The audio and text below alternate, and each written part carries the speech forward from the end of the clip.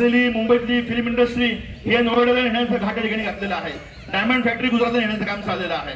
सगळीकडे बघावं गेलं तर महाराष्ट्रावर सगळ्या पद्धतीने अन्याय होत आहे आणि विशेषतः शिवसेना आणि वरचे सगळे अशा पद्धतीचं एक चित्र आहे महाराष्ट्रामध्ये केलेलं आहे. मी तर काय परवा बातम्या बघत असताना देखील अशा पद्धतीने बातम्या राष्ट्रीय स्तरावरच्या याला बघितल्या की सगळीकडे भाजपाने मिजन लोटो साधलेला आहे. म्हणजे सगळ्या करायचं तर भाजपाने करायचं. मी इथं आम्ही गोटे खेळायला बसलो की सगळी मंडळी की भाजपाने सांगायचं हा मतदारसंघ आमचा, तो मतदारसंघ आमचा, हे अशा पद्धतीचं.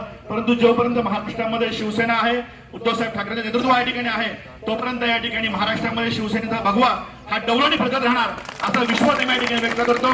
जुन्नर तालुक्यामध्ये देखील शिवसेना ही पूर्ण एकसंध आहे. या ठिकाणी माऊली साहेब खंडागळे आमचे असतील आणि सर्व शिवसेना मंडळींनी या ठिकाणी मोर्चाचं आयोजन केलेलं आहे. आपण सगळे शेतकरी बांधव या ठिकाणी आलेला आहात. आपला आवाज हा आपण सरकारपर्यंत पोहोचवण्याचं काम हे 100% मोठ्या प्रमाणात करू.